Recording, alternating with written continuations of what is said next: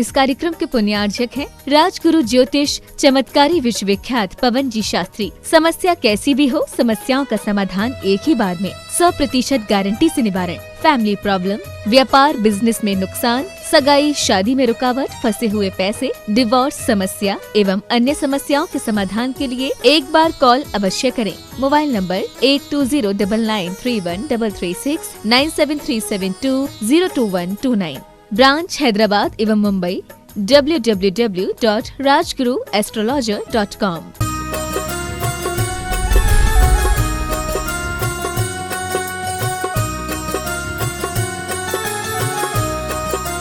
बोले देवादिदेव श्री चिंतामणि पार्श्वनाथ भगवान की जय जय जय। संत शिरोमणि गुरुवर आचार्य श्री विद्यासागर जी महाराज के जय जय जय। प्रमाणिक संत गुणायतन पीड़िता संकाश मनान भावना युग प्रवर्तक जन जन के संत प्रखर वक्ता बोले परम पूज मुनि श्री 108 प्रमाण सागर जी महाराज के।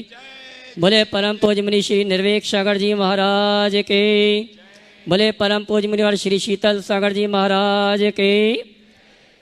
तीर्थराज संवेश शिखर की तलहटी में स्थित गुणायतन परिषद से टीवी चैनल का बहुचर्चित विश्वविख्यात संका समाधान का कार्यक्रम हम और आप प्रारंभ करें। उसके पूर्व पारस चैनल, जिनवाणी चैनल और प्रमाणिक ऐप के माध्यम से जो इस कार्यक्रम को घर में बैठ के देख और सुन रहे हैं, उन सभी की ओर से और यहाँ पर उपस्थित समस्त श्रावक श्राविकाओं की ओर से परम पूज मुनिवर के मुनि संघ के शीर्षों में नमन करते हुए निवेदन करेंगे, आशीर्वाद प्राप्त करेंगे, हाथ जोड़ लेंगे, बोलेंगे हे मुनिवर नमोस्तु, हे गुरुवर नमोस्तु, हे मुनिवर नमोस्तु।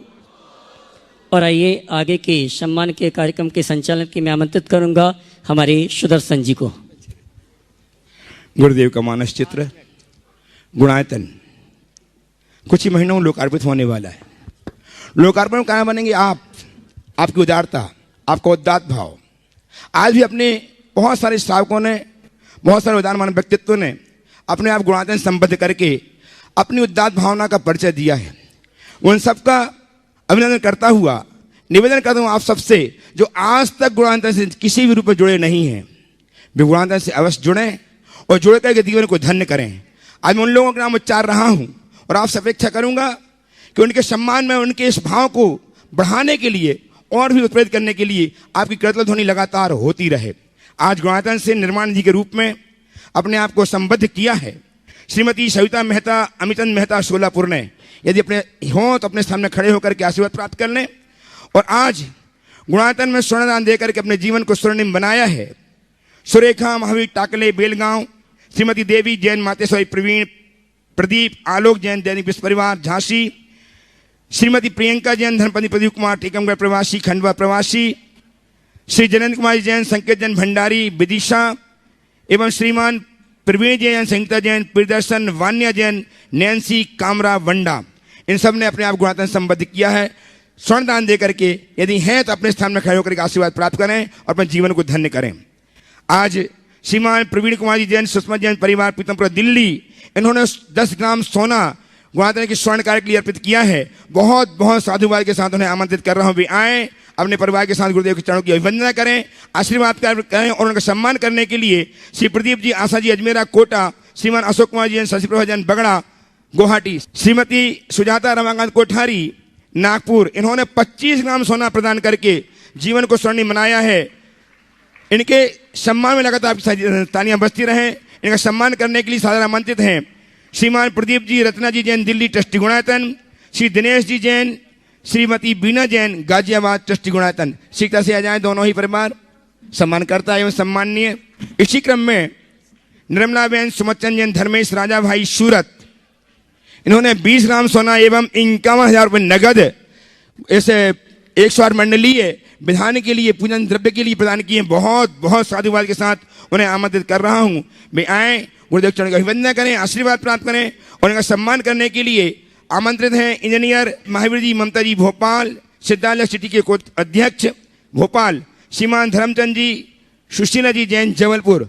शीघ्रता से आ जाए सम्मान करने के लिए। चंदनमल जी, श्रीचंद जी, साहिल जी, सचिन जी, इंदिरा जी, हाँ राजा जी परिवार, राजा भाई परिवार से आ गई निर्मला बहन, इनका सम्मान करने के लिए इंजीनियर महावीर जी आपकी तालियां लगातार बजती रहे। महावीर जी ममता जी भोपाल और धर्मचंद जी सुशीला जी जबलपुर। रविंद्र जी अमृता जी खोत दुबई, इन्होंने 10 ग्राम सोना प्रदान। आइए श्रीमान अशोक कुमार जी जैन ठेकेदार बंडा सागर, रविंद्र कुमार जैन आशा जी पाटनी गोवा सम्मान करने की। श्रीमती राजा भाई जो हैं सूरत वाले, उनकी मातुश्री हैं। इन्होंने आज गुणायतन के लिए सोना तो प्रदान किया ही है, 20 ग्राम सोना, साथ ही 51,000 रुपये राशि भी प्रदान की है पूजन द्रव्य के लिए। बहुत बहुत साधुवाद के साथ हम इनका सम्मान कर रहे हैं। अमृता जी खोत दुबई, जिन्होंने 10 ग्राम सोना एवं 250 ग्राम चांदी स्वर्ण कार्य के लिए प्रदान किए। बहुत बहुत साधुवाद के साथ इनका सम्मान करने के लिए श्रीमती अरुणा जी चौगले कोल्हापुर ट्रस्टी गुणायतन एवं श्रीमान ज्ञानंद जी जैन ममता जी जैन जयपुर ट्रस्टी गुणायतन सीखता से आ जाएं। श्रीमान ज्ञानंद जी जैन कोटा ममता जी के साथ ट्रस्टी गुणायतन सम्मान करने के लिए आ रहे हैं। रविंद्र जी ममता जी खोत दुबई का निर्माण सारथी के रूप में श्रीमती देवी जैन मातेश्वरी, श्री प्रवीण कुमार जी जैन, प्रदीप कुमार जी जैन, आलोक जी जैन, दैनिक विश्व परिवार झांसी। इन्होंने अपने आप को निर्माण साथी तो बनाया ही है, साथ ही स्वर्ण भी प्रदान किया है। बहुत बहुत साधुवाद के साथ दैनिक विश्व परिवार झांसी के श्रीमान प्रवीण कुमार जी आए।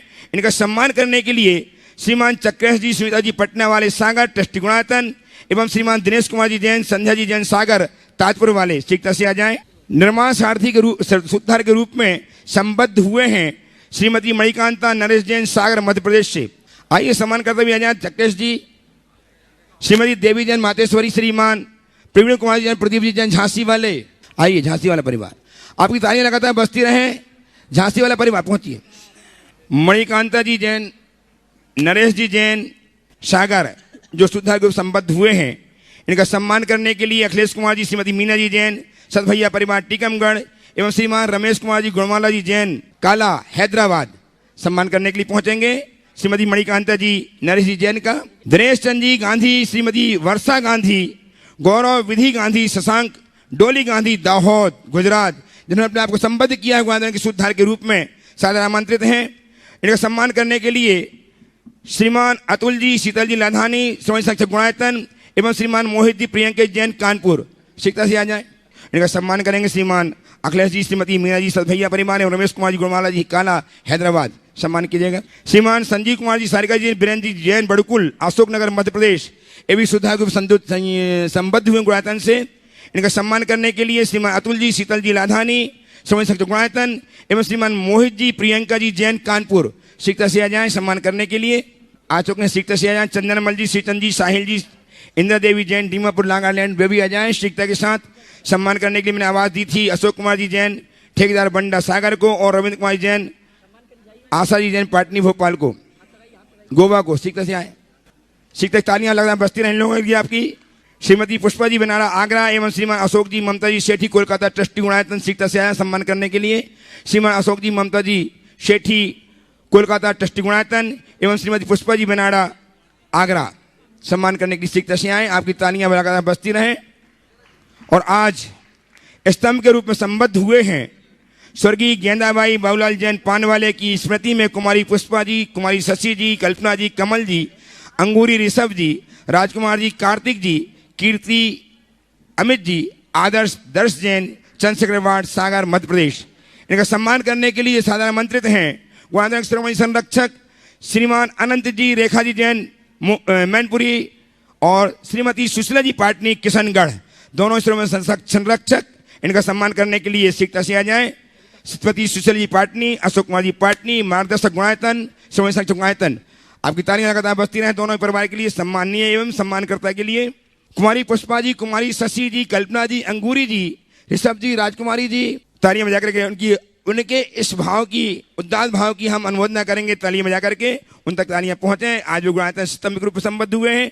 उन्हें एक ऐसे परिवार को आमंत्रित कर रहा हूं, स्वर्गीय श्रीमान वीर कुमार जी मेहता परिवार कलबुर्गी कर्नाटक, जो गुणायतन श्रोमणी संरक्षक हैं, उनकी मातुश्री यहाँ विराजमान है, उनका पूरा परिवार यहाँ विराजमान है। उस परिवार को सादर आमंत्रित कर रहा हूँ, वे आएँ, गुरुदेव चरण का अभिवंदन करें, आशीर्वाद प्राप्त करें। इनका सम्मान करने के लिए श्रीमती अनंत जी, रेखा जी जैन मैनपुरी एवं श्रीमती सुशीला जी पाटनी गुणायतन श्रोमणी संरक्षक, अशोक जी पाटनी मार्गदर्शक गुणायतन, इनका सम्मान करने के लिए उपस्थित हों शिक्षा से आ जाए। और इनका सम्मान करने के लिए गुणायतन से श्रीमान वीर कुमार जी मेहता परिवार कलबुर्गी से पूरा परिवार उपस्थित है। गुरुदेव चरणों में वंदना कर रहे हैं, आशीर्वाद प्राप्त करें। सम्मान करने के लिए गुणायतन की श्रीमती संरक्षक श्रीमान अनंत जी, रेखा जी जैन मैनपुरी एवं श्रीमती सुशील जी पाटनी, अशोक जी पाटनी, मार्गदर्शक गुणायतन, आपकी तालियां लगातार बजती रहें। ऐसा व्यक्तित्व हमारे बीच में है जिनका सम्मान करके हम हर्षित हो रहे हैं। और आज इस कार्यक्रम को गति देने के लिए, क्योंकि आज बहुत सारे मंडलों के माध्यम से गुरुदेव के श्रीमुख से अपनी शंकाओं का समाधान प्राप्त करेंगे। 1 मिनट में बोलना चाहूँगा वीर कुमार जी मेहता के विषय में। वीर कुमार जी मेहता बहुत ही समर्पित और धर्मात्मा व्यक्ति थे। वो पिछले 6 वर्षों से जुड़े हुए थे, गुणायतन के शिरोमणि संरक्षक थे। पिछली बार के नवंबर का विधान भी यहाँ संपन्न करके गए। बड़ा उदार व्यक्तित्व और बड़े धर्मनिष्ठ श्रावक थे। अचानक काल ने उन्हें हम सब के बीच से खींच लिया। आज उनका परिवार यहाँ है। मैं उनसे यही कहूँगा, आना जाना तो लगा हुआ है। जिस जीव का जितना योग होता है उतना ही टिकता है। हमें ऐसे प्रसंगों पे शोक की जगह वैराग्य का भाव जगाना चाहिए। अपनी धर्म निष्ठा को और प्रबल बनाइए और धर्म ध्यान में लगकर आगे चलिए। और एक बात हृदय में धार लीजिए, धर्म ही शरण है। समझ गए? बहुत बहुत आशीर्वाद। मंडल नंबर 45 से श्रीमान पदमचंद जी भोपाल सपरिवार, उसके बाद तैयार रहेंगे। मंडल नंबर 47 से श्रीमती स्वाति संदीप जी मेहता पुणे। महाराज श्री नमोस्तु नमोस्तु नमोस्तु। महाराज श्री, जैसे हम दान करते हैं, घर वाले उसकी अनुमोदना करते हैं तो उसका पुण्य घर वालों को भी मिलता है। जैसे हम जाप पूजा करते हैं तो उसका पुण्य घर वालों को मिलता है कि नहीं? देखिए, अच्छे कार्य का जो भी अनुमोदन करेगा उसके खाते में पुण्य तो आएगा, और इसके उलट बुरे कार्य का अनुमोदन करेंगे तो बुरे कार्य का पाप भी हमारे साथ होगा। इसलिए हमें हमेशा अच्छे कार्य की अनुमोदना करनी चाहिए, बुरे कार्य से बचना चाहिए। मंडल नंबर 47 से श्रीमती स्वाति संदीप जी मेहता पुणे, उसके बाद 49 नंबर से श्री शशांक जी हीराचंद जी साहब पुणे। नमोस्तु महाराज जी के चरणों में, इच्छामी समेत छुल्लक जी के चरणों में। भगवान, यहाँ आकर ऐसा लग रहा है कि भारत क्षेत्र में नहीं हूँ, विदेश क्षेत्र में हूँ, जहाँ हर समय खुशी का उल्लास का वातावरण बना रहता है, चारों ओर उमंग ही उमंग। जब यहाँ से विधान समाप्त के बाद जाती हूँ अपने गुणायतन स्थान पर, तो गाड़ी में बैठती हूँ तो कोई कुछ कहता है ये भव्य आत्मा है, कोई कहते हैं अंतरात्मा है, कोई कहते हैं इतना बड़ा आयोजन कैसे कोई कर सकता है, किसी चीज़ की कमी नहीं। मैं गाड़ी वाले से बोलती हूँ कि भैया खुले पैसे नहीं हैं, तुम वहाँ दे दोगे? बोले पैसे की जरूरत नहीं, तुम तो बैठो। तो प्रभु ये चारों ओर खुशी और उमंग का उल्लास का वातावरण बना है, तो निश्चित तीर्थंकर के सद्भाव में ये सुख मिलता है। तो यहाँ आप भावी तीर्थंकर के रूप में विराजमान हैं। सबके दिलों से, आत्मा से आपके लिए इतनी उद्गार प्रकट होते हैं कि मैं सुन सुन के मेरा मन उड़ता है कि मैं वास्तव में इस सतयुग में आ गई हूँ, ये कलयुग है ही नहीं। तो मेरे आपसे जिज्ञासा ये है कि प्रभु, जो हम लोग ये दुआ करते हैं आपके लिए कि आप वास्तव में भावी तीर्थंकर है और वास्तव अभी वर्तमान में साक्षात तीर्थंकर है, तो आपको कैसा प्रभु आप बोलो। मेरा प्रश्न ये है, हमें तो इतना आनंद आ रहा है, प्रश्न हो गया। आपको कैसा लग रहा है ये सब देखकर? आप भी अपना अनुभव बताइए। मैं तो आपको ये बोलूंगा, आपने मेरा डिमोशन कर दिया। मैं भावी तीर्थंकर नहीं हूँ, भावी सिद्ध हूँ। अरे प्रभु, और बिल्कुल उसमें कोई संशय नहीं।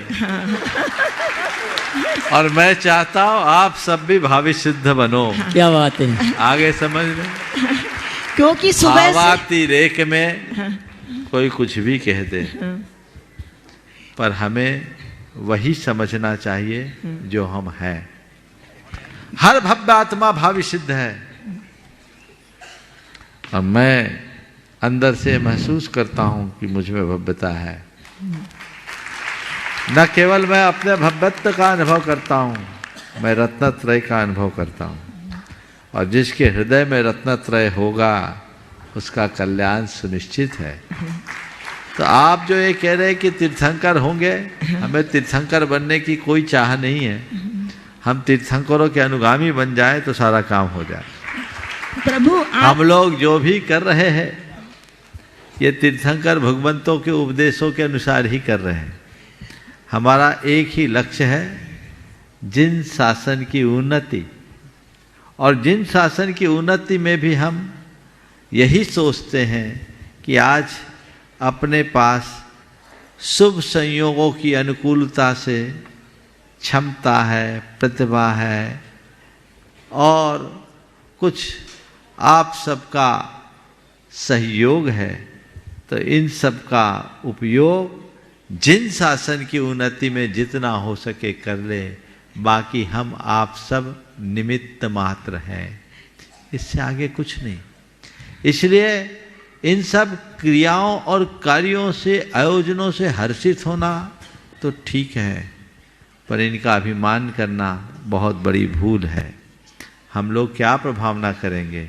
जो महान महान आचार्यों ने किया है उसके आगे तो हम लोग धूली भर भी नहीं हैं।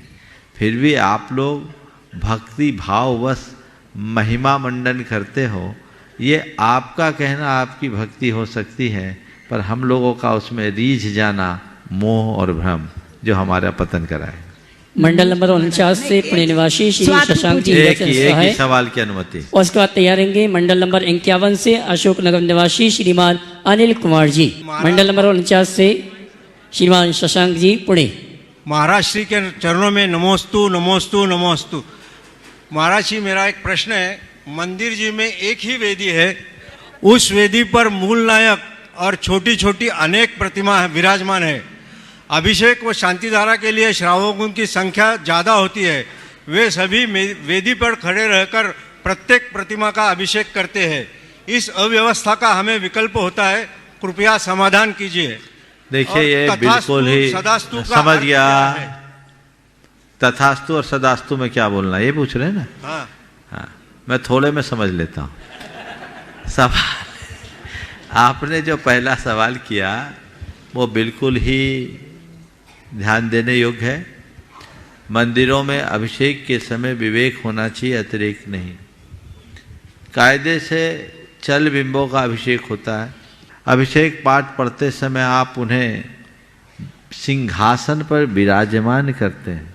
आप लोग बोलते हैं सिंहासने जिन भवंत महम श्रयामी, बोलते हो कि नहीं बोलते? तो आप उनको सिंहासन पर विराजमान करते हो और विराजमान करने के बाद उनका अभिषेक करते हो। अब वेदी में विराजमान भगवान जो है उनके साथ ये क्रियाएं तो होती नहीं। अब कई लोग हैं, मैंने देखा, एक कलश लेके आते, जितने भगवान सब पर कलश उड़ेलते चलते हैं। अगर ज़्यादा लोग हैं मंदिर में, 5 सिंहासन, 10 सिंहासन, 20 सिंहासन लगाइए और जी भर कर अभिषेक कीजिए। अभी 108 जगह रोज अभिषेक होता है कि नहीं होता है? विधि पूर्वक होता है।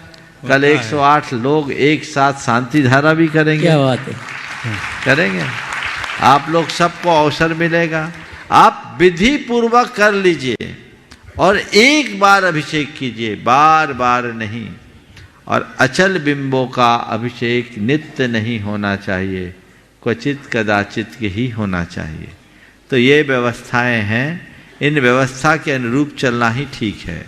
अब तथास्तु और सदास्तु की जो बात है, यदि कोई गुरुजन बोले तो आप बोलिए तथास्तु, जैसा आप बोल रहे हैं वैसा हो। गुरुजन बोल रहे हैं शांतिरस्तु तथास्तु, सुखमस्तु तथास्तु। क्यों? हम लोगों के मूलाचार्य में बताया कि आचार्य कोई बात कहते हैं तो उनके बात पर अपनी सम्मति प्रकट करो, तथाकार कह के। आपने जो कहा बिल्कुल सही है, सही है, जो आप कह रहे वही है। तथास्तु, जैसा आप कह रहे वैसा हो। सामान्य जन कहे तो सदास्तु कह सकते, समझ गए? तो ये तथास्तु और सदास्तु का अर्थ समान है, बस जो आप कह रहे हैं वो हमेशा हो और जैसा आप कह रहे हैं वैसा हो, दोनों का अर्थ ये। मंडल नंबर 51 से अशोक नगर निवासी श्रीमान अनिल कुमार जी। 53 नंबर से दमोह से श्रीमती सुमन लता जी, देव कुमार जी, शुभ्रा जी, शैली, सुदेश जी परिवार। नमोस्तु महाराज जी। महाराज जी, ये 88 साल की मेरी माँ साहब हैं। इनकी इच्छा थी कि शिखर जी में प्रमाण सागर महाराज जी के सानिध्य में सिद्ध चक्र विधान में मंडल में बैठूं, वो इनकी भावना पूर्ण हो गई। और महाराज जी ये 88 साल की हैं और स्मार्ट फोन चलाती हैं। उसमें मैंने प्रमाणित ऐप मतलब लोड कर दिया है, तो वो उसमें सुबह 4 बजे उठ कर के भावना योग करती हैं। और वो कहती हैं कि आज मैं जो भी जनता हूँ वो प्रमाण सागर महाराज जी के का जो मेरे को भावना योग है उसका नशा चढ़ा हुआ है।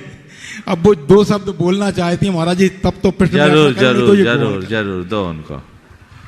नमोस्तु महाराज जी। थोड़ा ढंग से दिखाओ भाई, कैमरा वाले हमें भी तो दिखे, थोड़ा क्लोज करो। 8 साल से आपका प्रवचन वो शंकर दामान और भावना योग सुबह 6 बजे से 4 बजे से उठ के करती हूँ। 88 साल की हो गई। जे बच्चे ले आए मुझे कि चलो तुम्हारी भावना पूरी करें हम। बहुत सुंदर, बहुत सुंदर। भगवान मुझे ऐसा आशीर्वाद दे दो कि मैं जब तक मेरी मृत्यु ना आए, जब तक भगवान की भजन पूजन भक्ति करती रहूं। बहुत सुंदर, बहुत सुंदर। बस महाराज जी, 7 क्षेत्रों में विदेश क्षेत्र में चतुर्थ काल है, लेकिन बाकी में यदि पंचम काल है तो भरत क्षेत्र में वर्ण व्यवस्था है। और यहाँ हमारी जैन संस्कृति पर ईर्षा करने वाले भी हैं, तो क्या भरत क्षेत्र को छोड़कर अन्य क्षेत्रों में भी वर्ण व्यवस्था इसी तरह है, होगी? देखिए, वर्ण व्यवस्था भरत चक्रवर्ती ने प्रवर्तित की। यद्यपि 3 वर्ण अनादि से थे, ब्राह्मण वर्ण की स्थापना भरत चक्रवर्ती ने की और वर्णानुरूप व्यवस्थाएं चलती रही। लेकिन वर्तमान की स्थिति को देखा जाए तो अब तो अपने यहाँ की वर्ण व्यवस्था भी खत्म सी हो गई है, जाति व्यवस्था प्रकट हो गई। देश काल की स्थितियों के अनुरूप परिवर्तन होता रहता है। ये हुंडाव सर्पणी काल की देन मानी जा सकती है ऐसा होने से। और अपने अन्य विदेह आदि क्षेत्रों में वर्ण व्यवस्था सदैव प्रवर्तित रहती है। वहाँ इस तरह की व्यवस्थाएं कभी अव्यवस्थित नहीं होती। काल का प्रभाव भारत में, भरत क्षेत्र में और भरत क्षेत्र की सीमा से बाहर भारत के अन्य देशों में तो इस तरह की अव्यवस्थाएं है ही, वहाँ इस तरह की कोई व्यवस्था नहीं। नमोस्तु महाराज। मंडल नंबर 53 से नमो से श्रीमती सुमनलता जी, देव कुमार जी और तैयार रहेंगे। मंडल नंबर 55 से गुवाहाटी निवासी श्री अशोक कुमार जी वगड़ा। परिवार सहित मुनि संघ के चरणों में नमोस्तु एवं इक्षामि। गुरुदेव, जब जिन मूर्त के सामने हम खड़े होते हैं और ये जानते हैं कि हम भगवान बन सकते हैं, तब जो इंसानी सामर्थ्य की अनुभूति होती है वो कहीं और नहीं होती। इसी तरह से धार्मिक या लौकिक क्षेत्र में जो भी लोग सर्वोच्च पद पर पहुंचते हैं, ऐसे बहुत कम लोग होते हैं जिनमें ये भाव हमेशा बना रहता है कि वे महान से महानतम हो सकते हैं, पर उसके साथ ही वे व्यवहार से लघुतम होने की इच्छा रखते हैं। तो ये महानतम और लघुतम होने के जो 2 भाव हैं, ये दोनों एक ही व्यक्ति में एक ही समय में कैसे समन्वयित होते हैं और हम इस गुण को अपने व्यक्तित्व में कैसे ला सकते हैं? नमोस्तु गुरुदेव। बहुत अच्छा सवाल किया है आपने, एक बार इनके सवाल का अभिनंदन। क्षमतावान व्यक्तियों की यही विशेषता होती है। एक पेड़ जितना ऊपर उठता है उसकी जड़ें उतनी ही गहरी होती है। इस बात को हमेशा याद रखना चाहिए। आपके सवाल के उत्तर में मैं गुरुदेव का एक दोहा सुनाना चाहूँगा। उन्नत बनने नत बनो, गुरु से लाघव होय, लघु से राघव होय, कर्ण बिना भी धर्म से विजयी पांडव होय। अगर ऊंचा उठना है तो नम्र बनो, लघु से रघु बन जाओ। पांडवों के पास कर्ण नहीं था, पर धर्मराज युधिष्ठिर थे, इसलिए वो विजयी हुए। कहने का तात्पर्य केवल ये है कि व्यक्ति की क्षुद्रता और महानता उसके संकल्पों से जुड़ी होती। सर्व संकल्प वशात भवतिर लघुर भवतिर वा महा। हम अगर लघु होते हैं तो अपने संकल्पों से और महान बनते हैं तो अपने संकल्पों से।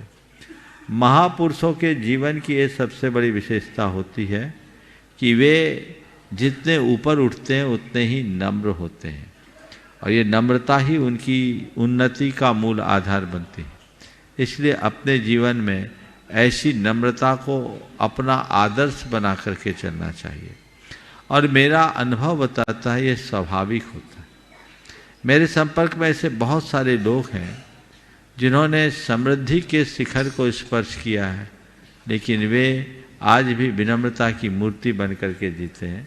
हमें इन बातों को ध्यान में रखकर चलना चाहिए। मंडल नंबर 55 से गुवाहाटी निवासी श्रीमान अशोक कुमार जी वगड़ा और तैयार रहेंगे मिथुन धवल साहेब शोलापुर मंडल नंबर 57। नमोस्तु महाराष्ट्री, नमोस्तु महाराष्ट्री, नमोस्तु महाराष्ट्री। शुल्लक जी के चरणों में इच्छा में मैं मिथुन धवल शाह सोलापुर से मंडल नंबर 57। लगभग 8 सालों से प्रयत्न कर रहा था महाराज जी, इच्छा थी आपके दर्शन पाने की और मेरे अहोभाग्य खुले जब शिखर जी में सिद्ध चक्र महामंडल विधान होना था और आपके आशीर्वाद से अभी कर रहा हूँ। बहुत आनंद आ रहा है, बहुत अच्छी व्यवस्था है। आयोजकों को धन्यवाद देना चाहता हूँ। मेरी 2 साल की बेटी भी मंगल भावना करती है, नित्य मंगल भावना करती है। सवाल कर लीजिए। सवाल मेरे चाचा जी का है जो संस्थापक सदस्य है। दरअसल 2-3 दिन से उनके दाई हाथ फड़क रही है और सपने में मूर्ति का गिरना आ गया, तो इसका क्या फल है? सपने में क्या आ गया? मूर्ति गिर गई। मूर्ति गिर गई, खंडित भी हुई क्या? नहीं, खंडित नहीं, गिर गई। बोले ये तो सपने की बातें। और दाहिनी हाथ अगर किसी पुरुष की फड़की है तो बुरा नहीं, अच्छा ही है। अच्छा ही। हालांकि आंख वाँख तो फड़कते रहते, इनके चक्कर में मत पड़ो। उनसे बोलो कि अगर मूर्ति गिरी है तो अपने हाथों से एक शांति धारा कर लो, जो भी कुछ अशुभ अमंगल होगा वो दूर हो जाएगी। मिथुन जी धवल साहब, ऐसे किसी भी प्रकार की चिंता की बात नहीं है। हमारे शास्त्रों में ऐसा बताया है जब कभी कोई दुस्वप्न आए तो दुस्वप्नों के आने पर प्रायः नींद टूटती है और जैसे नींद खुले उठ करके आप एक कायोत्सर्ग कर लीजिए और अपनी निंदा गढ़ा कर लीजिए, दुस्वप्न टल जाएगा, उसका फल मिथ्या हो जाएगा। तो दुस्वप्न आने पर कायोत्सर्ग का विधान है। सपने तो आते रहते हैं और ज़्यादातर सपने मिथ्या होते हैं, सपनों का कोई अर्थ नहीं होता, वो सपने तो सपने होते हैं। तो उन सपनों में अगर आए भी तो उन सपनों को लेकर ज़्यादा चिंतित ना हो और कायोत्सर्ग कर ले, और फिर विशेष हो तो ज्ञानियों से मार्गदर्शन लेकर उसका समाधान करें। मंडल नंबर 57 से मिथुन जी धवल साहेब शोलापुर। उसके बाद तैयार रहेंगे श्रीमती संरक्षक श्रीमती साधना सुहास मेहता कलबुर्गी मंडल नंबर 59। नमोस्तु महाराज जी, मेरा प्रश्न ये है कि अभी हर धार्मिक कार्य में महिलाएं आगे रहती है। आज यहाँ विधान में भी बहुत सारी महिलाएं ही है, लेकिन महिलाओं को अभिषेक करने का, मूर्ति को छूने का, आपकी सेवा करने का मौका क्यों नहीं मिलता? बहुत अच्छा सवाल है। देखो, सबसे पहला सवाल तो धार्मिक कार्यों में महिलाएं आगे क्यों होती है? क्योंकि धर्म की भावना, धर्म एक भावना है और महिलाओं में भावनाओं की प्रबलता होती है, इसलिए धार्मिक कार्यों में महिलाओं की सहभागिता होती है और महिलाएं धार्मिक क्रियाओं में बढ़ चढ़ कर के हिस्सा लेती है। तीर्थंकरों के समोसरण में भी मुनियों से 3 गुनी आरिका और शावकों से 3 गुनी श्राविकाएँ होती। तो ये तो है, हालांकि यहाँ रेशो थोड़ा कम दिख रहा है लेकिन फिर भी ये महिलाओं की बहुलता होती है। आपने पूछा अभिषेक और सेवा करने का अवसर उन्हें क्यों नहीं दिया जाता? अरे भाई, अभिषेक करेगी तभी उसका धर्म होगा, ऐसा थोड़ी है। सब क्रियाएं सबको नहीं किया जाता और कुछ क्रियाएं ऐसी है जो पुरुषों से नहीं कराई जाती। बोलो, जब भगवान का गर्भ कल्याणक होता है उस समय की क्रियाएं कौन करती? महिलाएं करती कि पुरुष? हाँ, भगवान को वस्त्राभूषण पहनाना होता है, कौन करता है? पुरुष की महिला? तो वहाँ नहीं बोलते कि इसमें पुरुषों को क्यों नहीं दिया। और भगवान को सबसे पहले लेने गर्भगृह में कौन जाता? इंद्र की उसकी सची? बोलो, तो कहाँ तुम्हारे साथ पक्षपात है? सची जाती है ना। तो ये सौभाग्य किसको है? अरे भगवान को जन्म देने का अधिकार तुम्हें मिला है। तो यदि कतिपय धार्मिक क्रियाओं में किसी को आगे पीछे किया जाए तो बुरा नहीं है। और सेवा हाथ पैर दबाने का नाम ही सेवा नहीं है। सबसे बड़ी सेवा तो निरंतर आहार कराने का, वो कौन कराता है? बोलो, अगर महिलाओं का सपोर्ट नहीं हो तो कुछ होगा? इसलिए महिलाएं सब जगह अग्रणी हैं, अपनी अपनी भूमिकाओं के अनुरूप सारा कार्य होता है। तो अभिषेक आदि की जो क्रियाएं हैं वो एक मर्यादा है, समझ गए? स्त्री पुरुष की एक मर्यादा होती, उस मर्यादा के अनुरूप सारे कार्य होते हैं। इनमें ज्यादा दिमाग लगाना उचित नहीं। मंडल नंबर 61 से श्रीमान राजेश कुमार जी जबलपुर। नमस्ते महाराज जी, हम गुलबर्गा की सभी महिला मंडल की तरफ से गुरुवार आपको शत शत वंदन। हर रोज भैया जी जो 81 प्रकार के मंत्रोच्चार मंडल शुद्धि के लिए करते हैं, तो उन मंत्रों का महत्व क्या है और क्या प्रभाव पड़ता है, कृपया समाधान। भैया जी रोज सुबह से शुद्धि करते, इसलिए दिन भर सिद्धि रहती। आगे समझ में? यहाँ पर आप लोग दिन भर में अनेक तरह के लोग आते हैं। मंडप में शुद्धि बहुत जरूरी है। धार्मिक आयोजनों में शुद्धि का विशेष ध्यान रखा जाता है, और जब शुद्धि होती है तभी यहाँ की सारी मांत्रिक और तांत्रिक क्रियाओं का प्रभाव होता है। अगर अशुद्धि हो जाए तो बहुत सारी विसंगतियाँ हो जाती हैं। आप लोगों को तो केवल यहाँ आकर कपड़े तैयार होकर द्रव्य लेकर पूजा करना होता है, लेकिन इस प्रकार की क्रियाओं को निर्बाध रूप से संपन्न करने में बहुत सारे प्रयत्न करने होते हैं। रोज जो 84 मंत्रों से शुद्धि की प्रक्रिया, 81 मंत्रों से शुद्धि की प्रक्रिया, वो उसी का हिस्सा है। कई विधान करने वाले एक दिन कर देते हैं और छोड़ देते हैं, लेकिन हमारे यहाँ हमेशा रोज होता है। और रोज इसलिए होता है कि पंडाल पूरी तरह से रिफ्रेश हो, इसमें किसी प्रकार की कोई कमी न रहे। और आप लोगों को भी शुद्धि का पूर्ण ख्याल रखना चाहिए। जहाँ विशेष मंत्रों की आराधना होती है वहाँ तो शुद्धि और पवित्रता का पूरा ध्यान रखना ही चाहिए, अन्यथा कई बार विपरीत प्रभाव भी पड़ जाता है। मंडल नंबर 61 से श्रीमान राजेश कुमार जी जबलपुर। और तैयारेंगे मंडल नंबर 63 से श्रीमती कामनी रत्नाकर जैन सपरिवार जलगांव। नमोस्तु महाराज श्री, नमोस्तु महाराज श्री, नमोस्तु महाराज श्री। पूरे मंडल की तरफ से आपको नमोस्तु। हे महाराज जी, पूज्य गुरुदेव द्वारा रचित हाइकू है, एक से नहीं एकता से काम लो, काम कम हो। महाराज जी, हम जॉइंट फैमिली में रहते हैं, तो इस हाइकू को हम अपने जीवन में कैसे सार्थक करें? बिल्कुल, गुरुदेव के संदेश को हर व्यक्ति को रटा दो। एक से नहीं एकता से काम लो, काम कम हो। गुरुदेव ने बहुत बड़ी बात कही। तो एक से नहीं, अकेले की बात मत करो, अपना अहंकार मत करो, सब एकता से काम लो। एकता में ही शक्ति है। जहाँ एकता जगी वहाँ एक ताजगी, एकता में ताजगी है। तो वो एकता जगी, एक ताजगी, बस ये सूत्र सब लोग आत्मसात कर ले तो अपने आप काम बन जाएगा। श्रीमती कामनी रत्नाकर जी सपरिवार जलगांव। उसके बाद मंडल नंबर 65 से डॉक्टर हीरालाल जी सागर। मैं रत्नाकर जैन जलगांव महाराष्ट्र से, मेरे परिवार के ओर से गुरुदेव के चरणों में नमोस्तु नमोस्तु कोटि कोटि नमोस्तु। इच्छामि इच्छामि इच्छामि। गुरुदेव, मेरी जिज्ञासा यह है, जो समाज 14 होते हैं तो उसमें 2 से 7 तक 1 या 2 इंद्रिय कम होने से वो अपर्याप्त कहे जाते हैं, लेकिन एकेंद्रिय अपर्याप्त कैसे हो सकता है? और भविष्य वालों के पास जो तोते होते हैं उनको अंक और अक्षरों का ज्ञान कैसे होता है? कृपया समाधान कीजिए। भविष्य काल में क्या बोला? भविष्यकारों के पास जो तोते होते हैं। तोते? हाँ, तोता होता है, पंचेंद्रिय। हाँ, पंच, उनको अंक और अक्षरों का ज्ञान कैसे होता है? अंक और अक्षरों का ज्ञान कैसे? भविष्यत काल से तोता का क्या संबंध हुआ? अच्छा, भविष्य बताने वाला जो तोता होता। अरे बाबा, हम सोचे ये भविष्यत काल क्या, थाल में कुछ समझ में नहीं आ रहा। पहली बात तो सुनो, आप थोड़ी अपनी धारणा सुधारिए। जिनकी इंद्रियां कम है वो अपर्याप्त नहीं, अपर्याप्त वे जीव कहलाते हैं जो अपने जीवनोपयोगी सामग्री को जुटाने में असमर्थ होते हैं। ये जन्म के समय अपने जीवन के लिए आवश्यक सामग्री को प्राप्त करने और उन्हें अपने योग परिणमित करने की योग्यता को प्राप्त करने वाले जीव पर्याप्तक कहलाते हैं, और जिनकी कोई पर्याप्ति पूरी नहीं होती उसको अपर्याप्त कहते हैं। 6 पर्याप्तियाँ होती है, सब जीवों के अपने अपने योग्य पर्याप्तियाँ होती है। इसका इंद्रिय से संबंध नहीं है। 6 पर्याप्तियों में इंद्रिय भी एक पर्याप्ति है, लेकिन आहार, शरीर, इंद्रिय, श्वासोच्छ्वास, भाषा और मन, हर जीव के अपने अपने योग्य पर्याप्तियाँ होती है।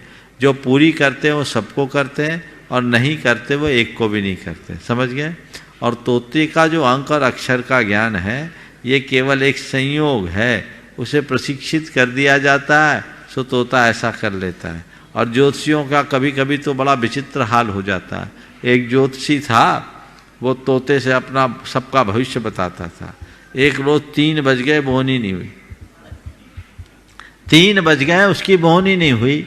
उसने सोचा आज मैं अपना ही भविष्य जान लूँ, और अपना भविष्य जानने के लिए उसने तोते को निकाला पिंजरा से। तोते ने पर्ची निकाली, उस पर लिखा था बेईमानी का धंधा बंद करो। समझ गए?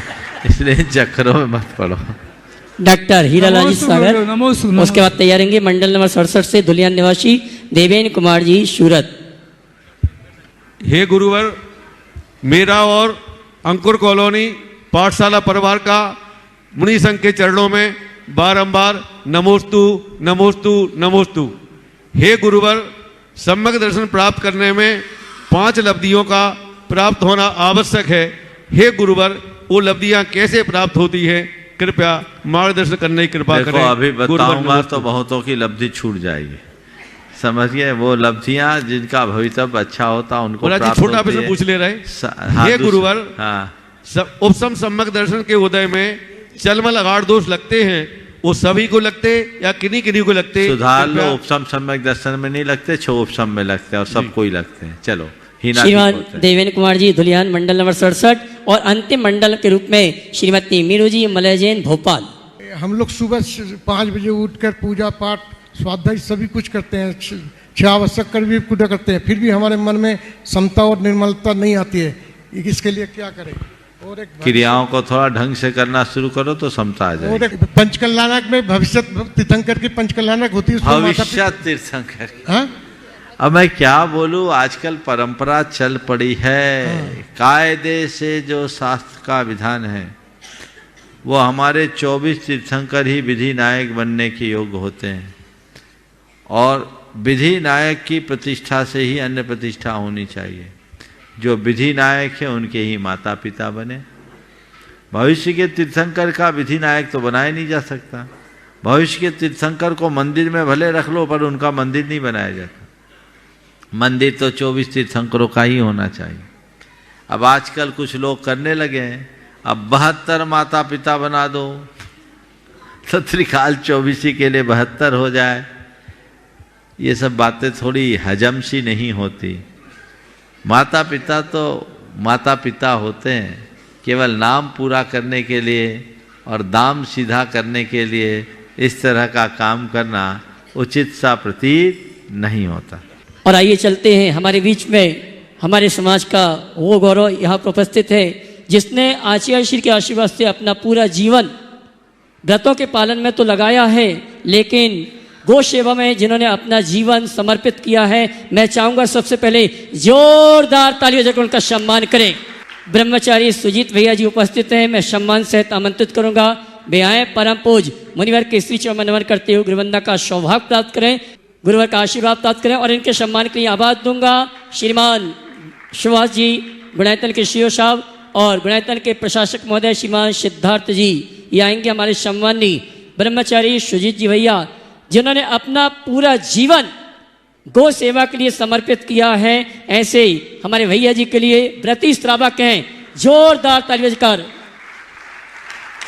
और मैं ये कहना चाहूँगा, कल ही मुझे जानकारी मिली, निस्वार्थ भाव से ये गौ सेवा करते हैं। मैं चाहूँगा मुनिवर इनके लिए 2 शब्द आपके मुख से। देखो, मैं ऐसे शख्सियतों के लिए तो जरूर कहूँगा, एक बार जोरदार अभिनंदन कीजिए।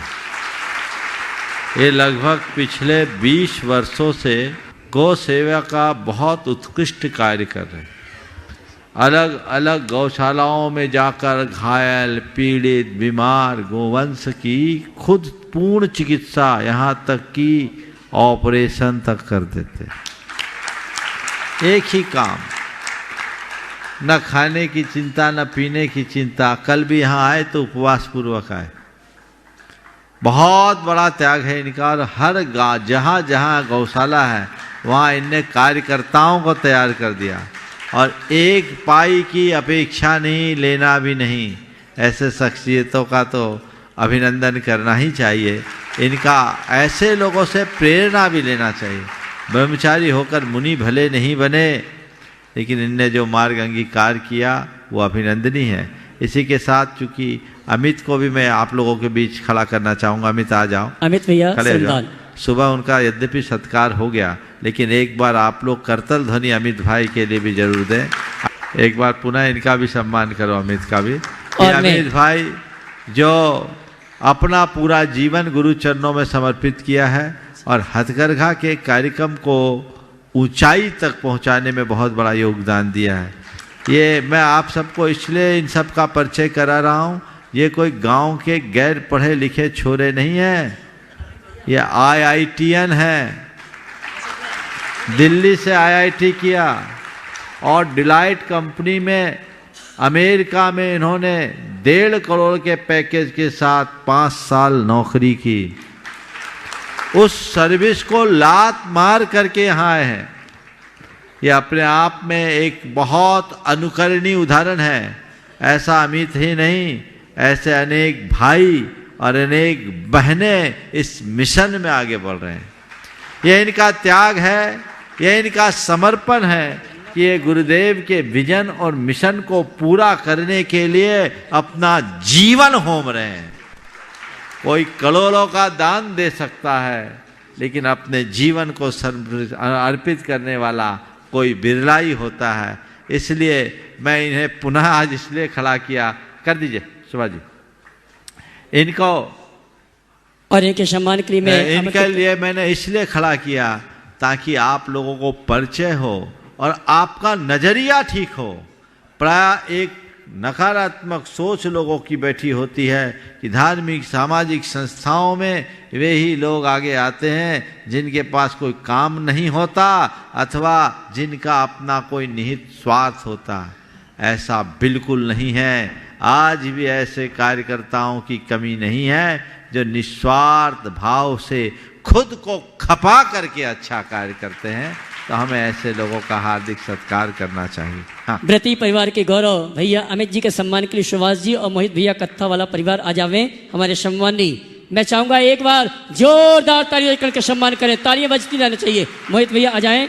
और आइए इसी क्रम में खन्ना पंजाब में SP IPS ऑफिसर प्रज्ञा जी, उनके माता पिता भाई और परिवारजन यहाँ पर उपस्थित हैं। मैं सम्मान से आमंत्रित करूंगा। परम पूज्य मुनिवर के श्री चरण में नमन करते हुए आशीर्वाद प्राप्त करें और इनके सम्मान के लिए आवाज दूंगा हमारे गुणायतन के कार्याध्यक्ष श्रीमान NC जैन साहब और कोषाध्यक्ष श्रीमान NL जैन साहब, और साथ में कपूर जी कोटा आएंगे हमारे सम्मानी प्रज्ञा जी, उनके माता पिता भाई और परिवारजन यहाँ पर उपस्थित हैं। उनका सम्मान करने के लिए गुणायतन परिवार से और महिला सम्मान के लिए मैं आमंत्रित करूंगा श्रीमती चंद्रकला जी पाटनी रांची। वे आएंगे सम्मानी खन्ना पंजाब की SP IPS ऑफिसर्स प्रज्ञा जी, उनके माता पिता भाई और परिवारजन यहाँ पर उपस्थित हैं। मैं चाहूंगा ऐसे जैन समाज के गौरव परिवार के लिए आप जोरदार तालियां बजाकर का सम्मान करें।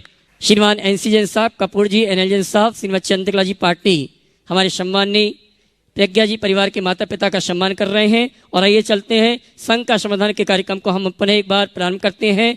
अगली शंका लेकर आ रहे हैं हमारे श्रीमान आदर्श जी अमर पाटन, और उसके बाद तैयार होंगी श्रीमती सुशीला पाटनी किशनगढ़, मंजुला जी सेठी हजारीबाग के साथ। आदर्श जी अमर पाटन। नमोस्तु महाराज श्री इच्छामि सुलभ जी। महाराज श्री, चुनाव में वोट क्या देखकर देना चाहिए, समाज हित के लिए या राष्ट्र हित के लिए? मैं आप सबसे सवाल करना चाहता हूं, चुनाव किसके लिए होता है? राष्ट्र के लिए, समाज के लिए, धर्म विशेष के लिए, परंपरा विशेष के लिए? चुनाव किसके लिए होता है?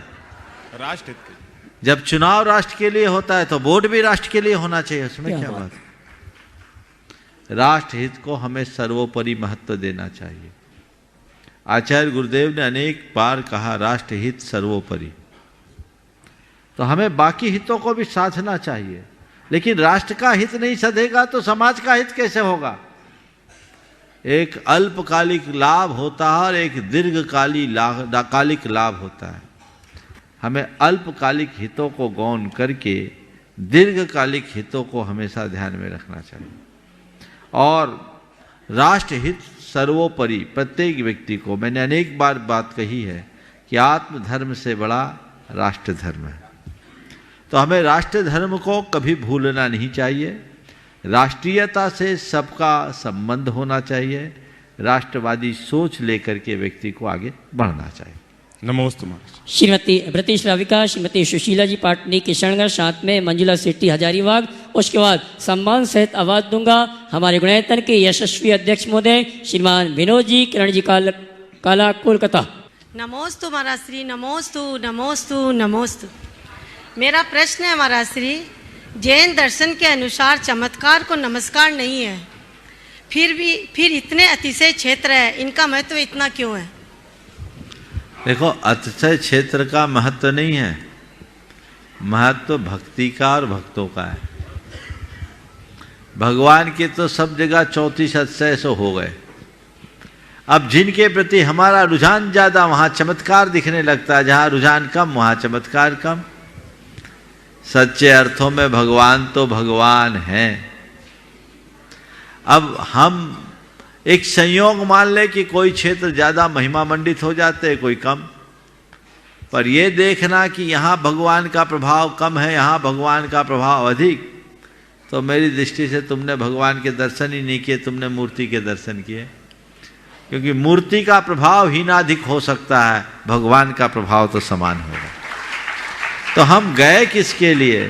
भगवान के दर्शन के लिए या मूर्ति के दर्शन के लिए? हमें ये लक्ष्य रखना चाहिए। इसलिए हर तीर्थ, हर क्षेत्र में हमारे लिए दर्शन, पूजन, बंदन, भक्ति का भाव रखना चाहिए। ये बात हो सकता है कि कई जगह हमारा मन विशेष लगता है, कई जगह कम लगता है।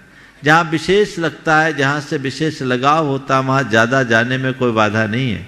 लेकिन यहाँ अतिशय कम है, यहाँ अतिशय ज़्यादा है, इसमें सोच थोड़ी सी हल्की दिखती है। हमें भगवान को देखना चाहिए, और जब हम भगवान को देखेंगे तो ये बात कभी खड़ी ही नहीं होगी। श्रीमती सुशीला जी पाटनी किशनगढ़, उसके बाद श्रीमान विनोद जी किरण जी काला कोलकाता। महाराज श्री जी, मेरी शंका है कि अभी पंडाल में जैसे अपने प्रोग्राम सो पूजा विधान सब होते हैं, शाम को हम लोग भक्तामर जी भी करते हैं और भैया जी का प्रवचन भी होता है, लेकिन लोग पूजा में झूमते हैं, भक्तामर जी में झूमते हैं, और जब प्रवचन का नंबर आता है तो सब भाग जाते हैं। तो महाराज जी ऐसा क्यों मन नहीं लगता खाली झूमने में, भक्ति में? तो इसमें सबसे ज़्यादा पुण्य झूमने करने में या फिर सुनने में है? दरअसल मुझे ऐसा लगता है दिन भर में इतना सुन लेते तो लगता है कोटा पूरा हो गया। अब 1 घंटा शंका समाधान सुन लेने के बाद फिर लोग जो विशेष रुचिवान लोग होते हैं वे ही कुछ इस तरह का रुझान रखते हैं। हालांकि आप लोगों को विधान का जो अर्थ बताया जा रहा है उसे रुचिपूर्वक सुनना चाहिए, क्योंकि सुबह समय के अभाव में उसे नहीं बताया जाता। लेकिन यदि आप शाम को सुनो तो आपको ज़्यादा आनंद आएगा। जो आपने पूजा है, किया है, समझा है, तो जीवन के कल्याण की बात आएगी। हमेशा तत्व के श्रवण के प्रति अपनी रुचि होनी चाहिए। हमारे श्रावक में एक गुण बताया है, वह है श्रवण रुचि। तत्व के श्रवण की अभिरुचि होनी चाहिए। वर्तमान के इस दौर में ऐसा हमने देखा है कि लोगों का प्रवचनों में रुझान कम होता है। भगवान की पूजा करते हुए कहते हैं शास्त्राभ्यासो जिनपतिनति संगति सर्वदा रे, शास्त्रों का हो पठन सुखदा, और वहीं शास्त्र प्रवचन चल रहा, हाथ जोड़ के चल दिए। भगवान से तो प्रार्थना किया कि हे भगवान मैं शास्त्र का अभ्यास करूं, और वहाँ शास्त्राभ्यास चल रहा उसको छोड़ के जा रहे। तो ये कहीं न कहीं हमारे दोहरेपन को प्रकट करता है। अपनी रुचि जगानी चाहिए।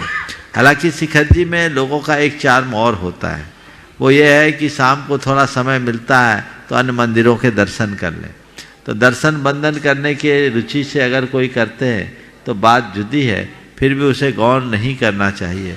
ऐसे मौके बार बार थोड़ी मिलते हैं, हमें इन सब को सुनने की अभिरुचि जगा कर इनका लाभ लेना चाहिए। नमस्ते महाराज। श्रीमान विनोद जी, किरण जी काला कलकत्ता, उसके बाद श्रीमती चंद्रकला जी पाटनी रांची।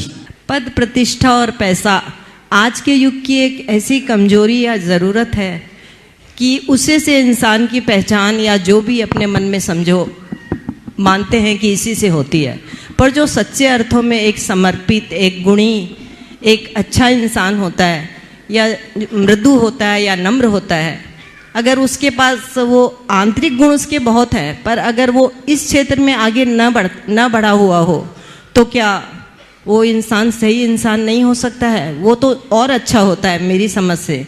तो इसके लिए क्या करना चाहिए कि वो भी अपने इस पद प्रतिष्ठा और जो धन है उसमें वो आगे बढ़े और उसका भी नाम हो और हम उसे आदर की दृष्टि से देख सकें? पद प्रतिष्ठा और पैसा निश्चित व्यक्ति को एक पहचान दिलाता है, लेकिन मेरा मानना है पद प्रतिष्ठा और पैसे से जो पहचान मिलती है वह अल्पकालिक होती है, लेकिन व्यक्ति का सद्गुण, उसका आचरण व्यक्ति का एक अतिरिक्त प्रभाव प्रकट करता है, और वह प्रभाव जो हर व्यक्ति के दिल में बस जाए। आज भी दुनिया में ऐसे लोगों की कमी नहीं है जिनके पास न पद है, न प्रतिष्ठा है, न पैसा है, लेकिन उनका आचरण, उनका व्यवहार इतना प्रभावी है कि लोग उसे बहुत सम्मान की दृष्टि से देखते हैं, श्रद्धा की दृष्टि से देखते हैं।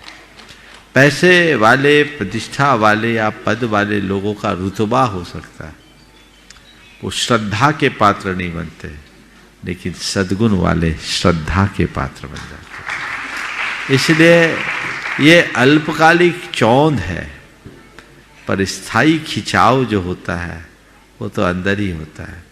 दूसरे शब्दों में मैं कहूँ, मेकअप करके कोई आए कितना देर अट्रैक्टिव रहेगा? बोलो, ब्यूटी पार्लर में फेशियल करा कर आने वालों की ब्यूटी और अपनी नेचुरल ब्यूटी के साथ जीने वालों की ब्यूटी, किसकी ब्यूटी में स्थायी आकर्षण है? बोलो। हाँ, नेचुरल। हाँ, जो नेचुरल होती है वही तो बस आपने जिनका उल्लेख किया वो सब ब्यूटी पार्लर से फेशियल कराने वाले जैसे लायक लोग हैं, और जो सद्गुणों से भरे हैं वे अपने स्वाभाविक सौंदर्य को विकसित करने वाले लोग हैं, उनको ऐसे ही देखना चाहिए। महाराज श्री, पर उन गुणों को पहचानने वालों की नजर भी तो वैसी ही होनी चाहिए। नहीं तो जिनके अंदर गुण होते हैं वही गुणों को पहचान पाते हैं, जिनके अंदर गुण नहीं हो नहीं पहचान पाते। नमस्ते। और एक बात और है, हीरे को पहचानने वाले बिरले ही होते हैं, पर एक भी हो वो निहाल हो जाता है। बिल्कुल सही कहा महाराज श्री आपने। नमस्ते महाराज। बोले संत शिरोमणि आचार्य श्री विद्यासागर जी महाराज की। आवाज में दम नहीं है, दम नहीं है, दम नहीं है। बोलिए आचार्य श्री विद्यासागर जी महाराज की।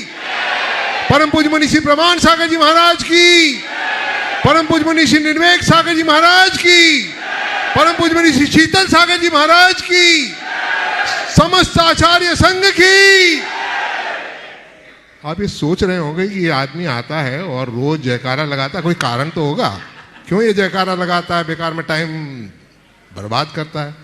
सोचते होंगे कई कई के मन में ख्याल आता होगा, पर ये मैं बताना चाहता हूँ असली बात क्या है। भाई साहब, बात यह है कि कबीरदास जी ने कहा, गुरु गोविंद दाऊ खड़े काके लागू पाए, बलिहारी गुरुदेव की गोविंद दियो बताए। ये तो कबीरदास जी ने कहा। अपने हिंदू धर्म में क्या लिखा? गुरु ब्रह्म, गुरु विष्णु, गुरु देवो महेश्वरा, गुरु साक्षात परम ब्रह्म, तस्मै श्री गुरुवे नमः। और शंका समाधान के पहले आपने क्या देखा? गुरु भक्ति महाराज श्री के द्वारा हो रही थी ना। तो गुरु ही सर्वे सर्वा, और गुरु का जयकारा लेने से जोश खरोश सब कुछ आ जाता है। मेरे तो आ जाता है, आपके आता है कि नहीं आता मेरे को पता नहीं। आता है आपके? अरे बोलो ना हाँ।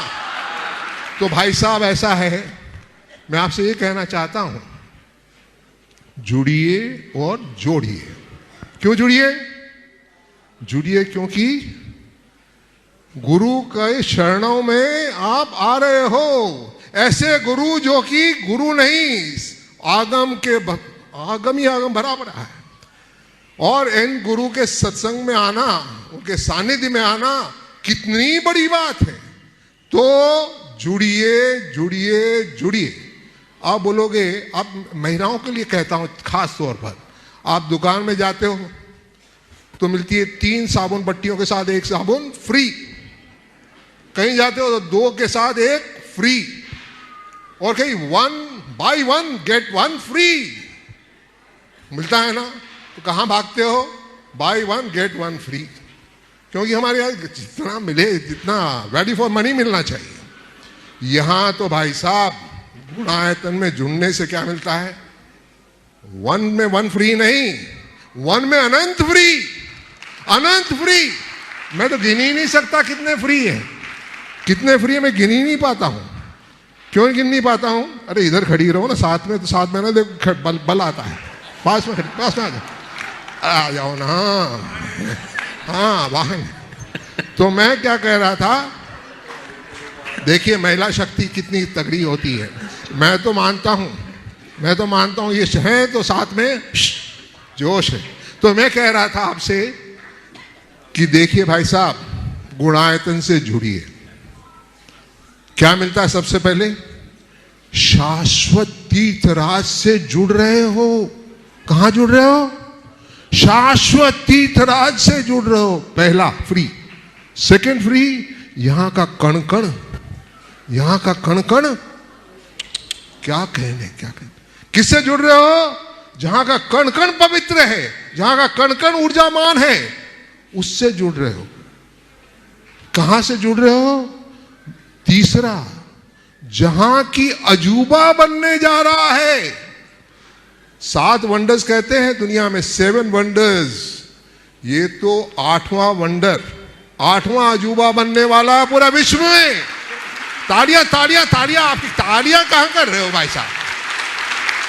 8वां वंडर बनने वाला। आप सुन रहे हो ना? उधर भी सुन रहे हो कि नहीं सुन रहे हो बहनों? बोलो हाँ हाँ, ये बोलो। तो 8वां वंडर बनने वाला है। और क्या बनने वाला है? और क्या होने वाला है? आपको क्या फ्री मिलने वाला है? मिलने वाला ये है कि आप की जो जनरेशन, आगे वाली जनरेशन आने वाली है, आपकी जनरेशन जो आगे आएगी, वो नाच करे कि मेरे पिताजी ने, मेरे दादाजी ने कहां से जुड़े हुए हैं? गुणायतन से। कौन सा गुणायतन? जो कि अजूबा है, जो कि शाश्वत तीर्थराज में है, जो कि वहां के कणकणों से जुड़ा हुआ है। आगे आ जाऊं? आगे आ जाता हूं, पीछे गिर जाऊंगा। चलो नहीं, गिरने वाला नहीं हूं मैं, वैसे घबराओ नहीं, गिराने वाला हूं। तो आपसे ये कहना है भाई साहब, मैं गिनता ही जाऊंगा। इतने सारे बेनिफिट्स कहां मिलने वाले हैं? तो गुणायतन से जुड़िए जुड़िए जुड़िए। क्या करना है? जुड़ना है। और एक और बात रखिएगा, सिर्फ जुड़ना नहीं है। जब जाओगे घर, और जब जाओगे अपने रिश्तेदारों के पास, जब जाओगे अपने बहनों के पास, क्या कहना है? जुड़िए जुड़िए। जोड़ना है, जुड़िए और जोड़िए। क्योंकि वहां भी जोड़ेंगे और धर्म प्रभावना होगी, तो उसका 1/6 भाग किसको मिलना है? आपको मिलना है। तो जुड़िए और बोलिए ना जोर से, जुड़िए और जय जिनेन्द्र। और आइए चलते हैं, अगली शंका के लिए निवेदन है आपके शंका समाधान में उपस्थित समस्त श्रावक श्राविकाओं को से नमोस्तु सहित निवेदन है परम पूज्य मुनिवर श्री निवेक सागर जी महाराज से। मुनिश्री को नमोस्तु करते हुए, एक कहावत है, घर का भेदी लंका ढाए। ये कहावत आप सबको पता है, रावण का सगा भाई विभीषण, और जब विपरीत परिस्थिति बनी तो विभीषण ने रावण को छोड़ करके राम का पक्ष ले लिया। प्रश्न ये लगता है कि विभीषण ने जो राम का पक्ष लिया वो गलत तो था नहीं, सही था, अथवा ऐन वक्त पे उसने अपने भाई को धोखा दिया, ये गलत था कि ये भी उसकी दृष्टिकोण में सही है। वास्तव में विभीषण की दशा क्या है? यद्यपि वे मुनि बन करके मोक्ष गए हैं, किंतु ये जो उन्होंने भाई को छोड़ के विपक्ष का सहारा दिया, क्या वास्तव में यह नीति न्याय के अनुसार है अथवा इसके पीछे कोई रहस्य छुपा है? कृपया बताकर। बहुत अच्छा सवाल पूछा है महाराज जी ने। विभीषण को लोग घर का भेदी कहते हैं, लेकिन मेरी नज़र में विभीषण घर का भेदी नहीं। विभीषण ने जो कुछ भी किया बहुत उत्तम कार्य किया। विभीषण ने धर्म का साथ दिया, और धर्म का साथ दिया तो पहले अपना भ्रातृ धर्म निभाया। भ्रातृ धर्म निभाते हुए अपने भाई को खूब समझाया, लेकिन भाई अपने अभिमान में मग्न था, मत्त था। तो विभीषण ने सोचा कि भाई अगर अधर्म के साथ रहेंगे तो सत्यानाश होगा, हमें धर्म का साथ देना है, इसलिए राम के पास जाना है। यदि हम इसे एक प्रतीकात्मक दृष्टि से ले तो विभीषण हमारे अंदर की निष्ठा है, और निष्ठा सदैव सत्य के साथ जुड़ी रहनी चाहिए। रावण के साथ रहते हुए भी विभीषण ने कभी रावण के दुष्कृत्यों का साथ नहीं दिया। उसने उसका खुला प्रतिवाद भी किया, लेकिन जब सामने वाला मानने को तैयार नहीं था तो हमारी निष्ठा यही कहती है कि अब चलो हमें धर्म के साथ रहना है। यदि विभीषण ने ऐसा नहीं किया होता तो बड़ा भीषण परिणाम होता। तो इसे एक आदर्श के रूप में देखना चाहिए। गुणायतन मंत्री श्रीमती चंद्रकला जी पाटनी रांची, उसके बाद श्री प्रमाण सागर सेवा दल से नयन जैन ललितपुर अपने सभी साथियों के साथ। हम सबकी तरफ से, जगत के सब जीवों की तरफ से मुनिराजों के चरणों में नमोस्तु, छुल्लक जी महाराज के चरणों में इच्छामि। महाराज श्री एकलव्य ने चाहे प्रतिमा बना करके कल्पना से ही गुरु बनाया था, लेकिन उनका समर्पण अटूट था, और द्रोणाचार्य जी ने उनका गुरु दक्षिणा में अंगूठा लेकर उनके साथ बुरा किया कि अच्छा किया। इसे किस दृष्टिकोण से देखना चाहिए हमें? देखिए, एकलव्य के समर्पण ने उसे सारे संसार में अमर बना दिया, और मेरा मानना है कि द्रोणाचार्य ने उसका अंगूठा लेकर एकलव्य को अमर बनाया। यदि एकलव्य ने अपना अंगूठा नहीं दिया होता तो आज एकलव्य के प्रति जो श्रद्धा और सम्मान है वो प्रदर्शित नहीं होता। और देखो, भले एकलव्य को अंगूठा देना पड़ा, लेकिन उसके बावजूद बिना अंगूठे के वो शब्द वेदी बांध चलाने में समर्थ रहा। इसका तात्पर्य है कि गुरु अगर तुम्हारे लिए कुछ भी कह दे, तुम्हारा सर्वस्व भी ले ले, तो ये मान कर चलना मेरा इसमें हित होगा। एकलव्य के अंदर यही समर्पण था। अर्जुन अंगूठा वाला होने के बाद भी वो कर्तव्य नहीं कर पाया जो बिना अंगूठे का एकलव्य कर दिया। तो मन में ऐसी श्रद्धा और ऐसा विश्वास होना चाहिए, समर्पण होना चाहिए। तो एकलव्य का समर्पण था जिसने उन्हें ऐसा कह दिया, और मैं इसे द्रोणाचार्य के एक शुभाशंसा के रूप में देखता हूँ कि उन्होंने एकलव्य को अमर बना दिया। श्री प्रमाण सागर सेवा दल ललितपुर के सभी साथी भाई नयन जी के साथ। परम पूज गुरुदेव के चरणों में बारंबार नमोस्तु नमोस्तु नमोस्तु। गुरुदेव, आज के इस युग में सभी लोग ये चाहते हैं कि सभी लोग फेमस हो, कुछ करना पड़े बस फेमस हो जाएं, चाहे वो तरीका सही हो या गलत हो। तो गुरुदेव, उन सभी फेमस होने की सोच रखने वाले लोगों को क्या काम या क्या सोच रखनी चाहिए? नमोस्तु गुरुदेव। फेमस होने की सोच रखना बुरा नहीं है, लेकिन फेमस होने के लिए गलत काम करना कभी अच्छा नहीं। आदमी आगे बढ़े, महत्वाकांक्षा रखे, इसमें कोई बुराई नहीं है, लेकिन ऐसी कुंठित महत्वाकांक्षा न रखे जिससे नाम की जगह बदनाम हो जाए। हमें फर्स्ट डिजर्व देन डिजायर की उक्ति को इस कार्यक्रम के पुण्यार्चक थे राजगुरु ज्योतिष चमत्कारी विश्वविख्यात पवन जी शास्त्री। समस्या कैसी भी हो, समस्याओं का समाधान एक ही बार में, 100% गारंटी से निवारण। फैमिली प्रॉब्लम, व्यापार बिजनेस में नुकसान, सगाई शादी में रुकावट, फंसे हुए पैसे, डिवोर्स समस्या एवं अन्य समस्याओं के समाधान के लिए एक बार कॉल अवश्य करें। Mobile number 8209931336 9737202129। ब्रांच हैदराबाद एवं मुंबई www.rajguruastrologer.com।